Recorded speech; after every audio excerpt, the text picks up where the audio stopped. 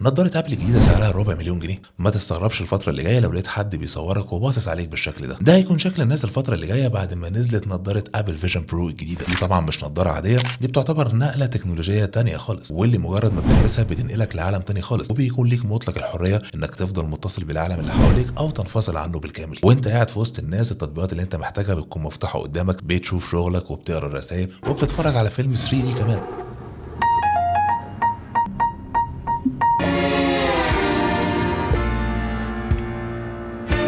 ولو زهقت ممكن تلعب اي لعبه من العاب الواقع الافتراضي. كمان تقدر تقعد تشتغل على الماك بوك لكن من غير ما تحتاج الشاشه بتاعته، لان النضاره بتاعتك هتكون هي شاشته في الوقت دوت، وساعتها هتقدر تقعد وتتابع شغلك بمنتهى الخصوصيه. الكيبورد واللي هيكون موجود بس جوه النضاره افتراضي، واللي تقدر بصوابعك انك تكتب عليه، وساعتها الناس هيشوفوك بتكتب على الهواء. لو بتطبخي في المطبخ فالنضاره هتساعدك بشكل كبير، تقدري ساعتها انك تحطي تايمر فوق كل حله لوحدها. كمان لو بتلبس نضاره نظر فالنضاره فيها مكان للعدسات واللي بتتركب بشكل ماجنتيك بالكامل، وطبعا طول ما انت لابس النضاره دي تقدر تصور اي حاجه انت محتاج تصورها. لكن مع المميزات دي كلها هل النضاره ملهاش عيوب؟ النضاره واللي وزنها مش قليل واللي بيقرب على الكيلو، تخيل انك شايل الوزن ده كله على راسك. كمان البطاريه مش بيلت ان جوه النضاره، بتيجي بشكل منفصل وبتتوصل بسلك خارجي، حاجه كده شبه كاميرا التصوير بتاعه الافراح بتاعه زمان. كمان في مكالمات الفيديو كول صعب ان الكاميرا تصور ملامح الوش بالكامل، علشان كده بيتم صنع شخصيات افتراضيه هي اللي هتشوفها لما هتكلم اي حد فيديو كول. حجم النضاره الضخم واللي كان طبيعي ان الجراب بتاعها يكون بالحجم دوت. كمان اوقات كتير النضاره بتفشل في التراكنج خاصه اثناء الحركه. السماعات بتاعتها واللي بتسمح للي حواليك ان هم يسمعوا معاك، علشان كده الافضل انك تستخدم معاها الايربودز. استخدام النضاره لفترات طويله وخاصه مع مشاهده افلام ال 3 دي ممكن تخلي البعض يحس بدوخه وتعب، وزي ما قلنا ان ممكن اي حد يصور منها بمنتهى السهوله. فاحنا هنا بنتكلم عن تكنولوجيا هتنهي اي خصوصيه. واخيرا طبعا الانعزال، فاذا كان الموبايل خلى كل شخص يكون في اوضته لوحده، فما بالك بالنضاره ديت هتعمل ايه؟ نيجي بقى للسعر.